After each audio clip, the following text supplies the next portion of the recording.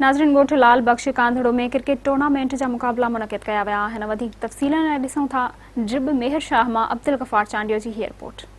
जी नाज़रीन, ड्रिब मेहर शाह सां गोठ लाल बख्श कांधड़ो में क्रिकेट ग्राउंड ते मौजूद आहियूं, जिते मेहरान टीवी न्यूज़ जा जेको आहे सो इन्हनि थोरा मञा आहिनि त मेहरान टीवी न्यूज़ असांखे बहितरीनु कवरेज ॾिनी आहे।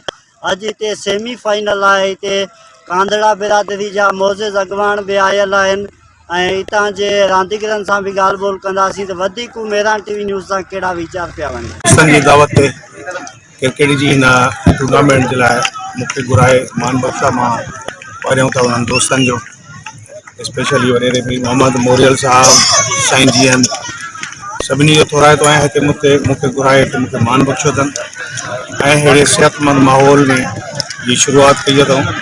ऐं क्रिकेट इहा जेका बि इवेंट आहिनि, सोशल जेको बि कमु थिए थो, टूर्नामेंट इवेंट ऑर्गेनाइज़ थियो आहे ऐं ज़बरदस्त जेको ऑर्गेनाइज़िंग कमेटी हिनखे फाइनल ताईं पहुचायो आहे। अञा इंशाल्लाह संडे ते फाइनल बि थींदो इंशाल्लाह मुतवक़े आहे।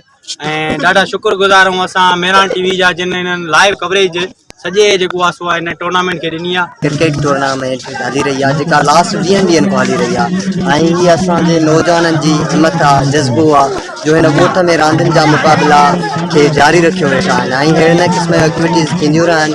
ऐं ॾिसो त तव्हां केॾो क्राउड आहे, ख़ासि करे मां खेरपुर कॉन्स्टिट्यूट जी हिते मैच ॾिसणु आयो आहियां। अॼु ज़मी ऐं कलंदर जे विच में सेमीफाइनल हली रहियो आहे। ॿिन्ही टीमुनि लाइ बेस्ट विशेस आहिनि। उमेदु आहे त हीअ टूर्नामेंट खेर सां ऐं अहिड़ा मोहबत अमला मचंदा रहनि। कैमरामैन इमाम ॾिनो हुजनि सां गॾु अब्दुल गफ़ार चांडियो, मेहरान टीवी न्यूज़ ड्रिब मेहर शाह।